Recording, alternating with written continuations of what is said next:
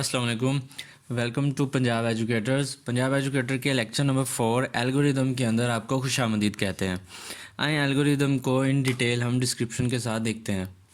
Algorithm क्या होता है? ये बेसिकली प्रॉब्लम को सॉल्व करने के स्टेप्स पर मुश्तमिल होता है। Is a set of steps to solve a problem. एक प्रॉब्लम को सॉल्व करना है तो उसके लिए आपके पास जितने स्टेप्स होते हैं वो एल्गोरिदम होते हैं। सो एल्गोरिदम जो है वो बेसिकली आपके इंग्लिश लाइक लैंग्वेज के अंदर होता है।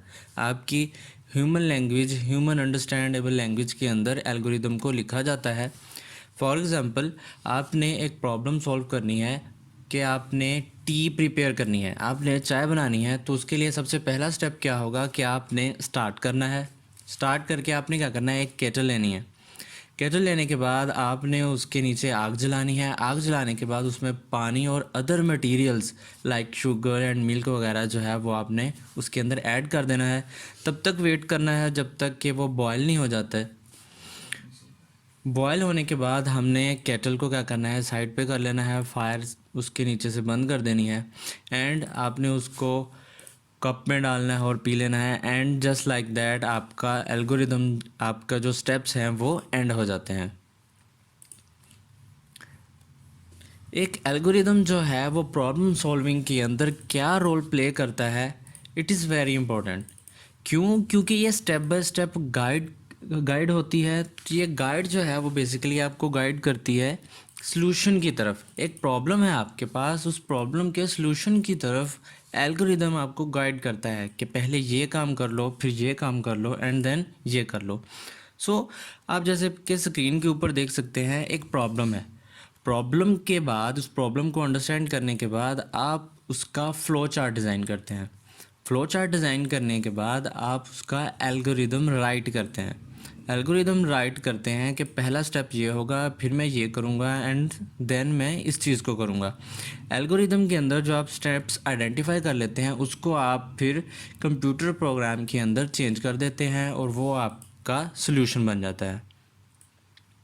एल्गोरिदम को फार्मूलेट कैसे किया जाता है, इसको प्रिपेयर कैसे किया जाता है?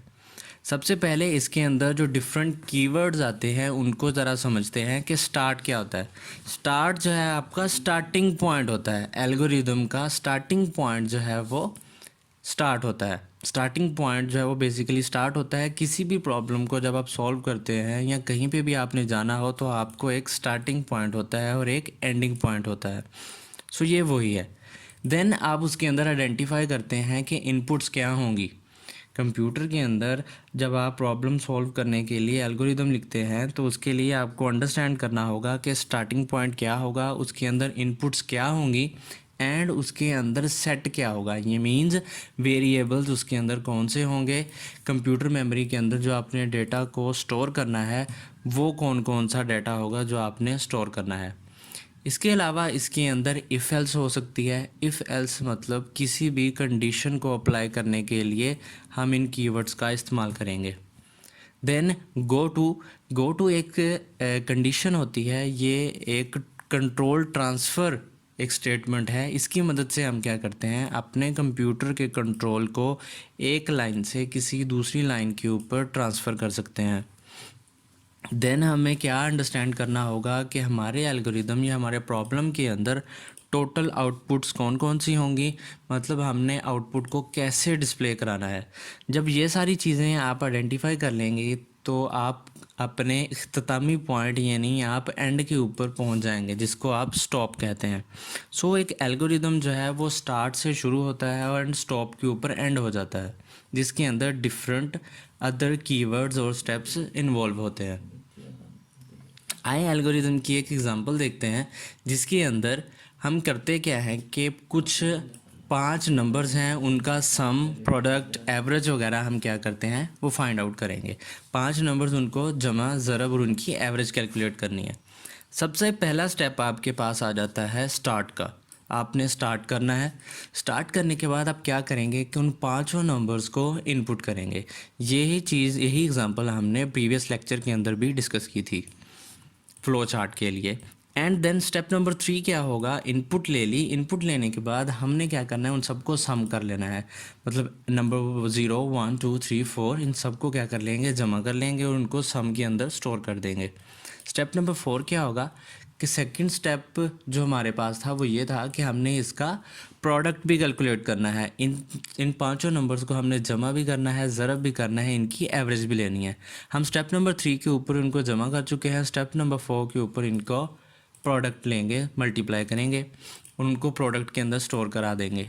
एंड सेम इसी तरह स्टेप नंबर 5 के ऊपर इन पांचों नंबर्स को जमा करके डिवाइड बाय 5 करेंगे तो हमारे पास इसकी एवरेज कैलकुलेट हो जाएगी। स्टेप नंबर 6 के ऊपर हम क्या करेंगे, इसको आउटपुट करा देंगे, यानी कंप्यूटर की स्क्रीन के ऊपर हमारा रिज़ल्ट जो है वो डिस्प्ले हो जाएगा, print sum product and average, जो कि हमने पहले ही स्टेप नंबर 3, 4 एंड 5 के ऊपर कैलकुलेट की है, उसको हम यहाँ पे शो करा देंगे, डिस्प्ले करा देंगे। एंड स्टेप नंबर 5 वही कि हमारा एल्गोरिदम इस प्रॉब्लम के लिए क्या हो जाएगा, एंड हो जाएगा। गोइंग फर्दर कि एफिशिएंसी ऑफ एल्गोरिदम्स की एफिशिएंसी को कैलकुलेट कैसे किया जा सकता है। अब एक एल्गोरिदम जो है वो आपकी एक प्रॉब्लम के लिए मल्टीपल एल्गोरिदम्स हो सकते हैं। आपकी एक प्रॉब्लम है तो उसके लिए बहुत सारे एल्गोरिदम्स हो सकते हैं, तो आपने उसके ऊपर डिपेंड करता है कि आप उसकी एफिशिएंसी को कैसे कैलकुलेट करते हैं। एफिशिएंसी एल्गोरिदम की दो तरह से मेजर की जाती है। Number 1 is number of steps, कि आपका एल्गोरिदम कितने स्टेप्स के अंदर एक प्रॉब्लम्स को सॉल्व करता है। Number 2 is space used in computer memory, कि वो कंप्यूटर मेमोरी के अंदर कितनी स्पेस को यूटिलाइज़ करता है। आइए हम इन दोनों को ज़रा डिटेल से देखते हैं। नंबर 1, एल्गोरिदम कितना एफिशिएंट है वो डिपेंड करता है कि उसके अंदर स्टेप्स कितने आते हैं। फॉर एग्ज़ाम्पल, ऐसा एल्गोरिदम जिसके अंदर कम से कम स्टेप्स होंगे वो आपका एफिशिएंट एल्गोरिदम होगा। जैसे आप देख सकते हैं एल्गोरिदम 1 के अंदर 4 स्टेप्स हैं एक प्रॉब्लम को सॉल्व करने के लिए, एंड उसी प्रॉब्लम को सॉल्व करने के लिए एल्गोरिदम 2 जो है वो 6 स्टेप्स को फॉलो करता है। सो इन दोनों में से एफिशिएंट कौन सा होगा? ऑब्वियसली एल्गोरिदम नंबर 1 ज़्यादा एफिशिएंट है, बिकॉज ये कम स्टेप्स लेके आपके प्रॉब्लम को सॉल्व कर रहा है। सेकंड मैट्रिक्स जो था वो ये था कि कंप्यूटर के अंदर आपका एल्गोरिदम कितनी मेमोरी को यूटिलाइज़ करता है। ऐसा एल्गोरिदम जो आप कंप्यूटर की मेमोरी के अंदर कम से कम मेमोरी को यूटिलाइज़ करेगा, कम से कम वेरिएबल्स जो लेगा, कम से कम आपकी मेमोरी को यूटिलाइज़ करेगा, वो आपका एल्गोरिदम ज़्यादा एफिशिएंट कहलाएगा। अब एल्गोरिदम के एडवांटेजेस एंड डिसएडवांटेजेस की तरफ चलते हैं। एडवांटेजेस एल्गोरिदम के ये हैं बिकॉज़ ये इंग्लिश लैंग्वेज में होते हैं, इनको लिखना बड़ा आसान होता है। इसके अंदर जो आप एल्गोरिदम जब लिखते हैं, क्योंकि ये बिल्कुल ह्यूमन लैंग्वेज में होते हैं, इसके अंदर जितनी आपने टेक्निक्स अप्लाई की होती हैं उनको अंडरस्टैंड करना, जितने मेथड्स आपने अप्लाई करने होते हैं उनको समझना बड़ा आसान हो जाता है। To solve a large problem algorithms are helpful. Large problems के लिए एल्गोरिदम्स को यूज़ करना बड़ा मददगार साबित होता है, ये आपकी बड़ी हेल्प आउट करते हैं। इसके एडवांटेजेस तो हो गए, डिसएडवांटेजेस की तरफ चलते हैं कि एक ऑलरेडी डेवलप्ड जो एल्गोरिदम है उसको मॉडिफाई करना बड़ा आसान नहीं होता, क्योंकि वो ऑलरेडी डेवलप्ड होता है, उसके अंदर फ्लॉज लगे होते हैं, तो उसके अंदर आपने राइटिंग की होती है, तो आप उसको बार बार चेंज नहीं कर सकते। Showing the flow from one step to other is not very easy. एक स्टेप से दूसरे स्टेप की तरफ फ़्लो को ज़ाहिर करना इतना आसान नहीं है, जबकि फ़्लो चार्ट के अंदर बिकॉज़ हम एरो साइंस को यूज़ करके हम क्या कर रहे थे, फ़्लो को ज़ाहिर कर रहे थे, जबकि एल्गोरिदम के अंदर हम इन फ़्लोज़ को नहीं ज़ाहिर कर सकते। Uses of go to make it difficult to identify errors. इसके अंदर एरर्स ढूंढना थोड़ा मुश्किल होता है, बिकॉज़ इसके अंदर गो टू स्टेटमेंट का इस्तेमाल करके अगर आप कंट्रोल एक लाइन से किसी और लाइन के ऊपर ट्रांसफ़र करते हैं तो वहाँ पे एरर्स को फाइंड आउट करना बड़ा मुश्किल हो जाता है। अब हम डिफरेंस देख लेते हैं एल्गोरिदम एंड फ्लो चार्ट के अंदर। Algorithm rights the same step in a human understandable language. Algorithm के अंदर हम तमाम स्टेप्स को ह्यूमन अंडरस्टैंडेबल लैंग्वेज में लिखते हैं, लाइक इंग्लिश लैंग्वेज की तरह लिखते हैं, जबकि फ़्लो चार्ट के अंदर हम अपने इन स्टेप्स को ग्राफिकली रिप्रेजेंट करते हैं, इमेजेस का यूज़ करते हैं, सिंबल्स का यूज़ करते हैं, फ्लो लाइंस का यूज़ करते हैं। Algorithm is like a story movie.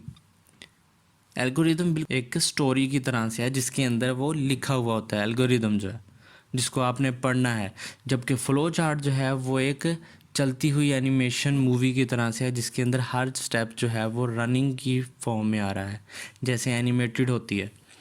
सो आज हमने एल्गोरिदम को ज़रा डिटेल देखा, उसके अंदर जो स्टेप्स इन्वॉल्व हैं हमने उनको देखा, उनके अंदर मज़ीद जो उसके अंदर इन्वॉल्व्ड कीवर्ड्स होते हैं, इनपुट, आउटपुट, स्टार्ट, एंड, और इस तरह से फर्दर अदर कीवर्ड्स के बारे में हमने देखा। फिर हमने एल्गोरिदम के advantages, disadvantages and algorithm and flow chart के दरमियान डिफरेंस के बारे में डिस्कस किया। Hope you like the video. Stay tuned for the next amazing videos. Keep on subscribing the channel. अल्लाह हाफिज़।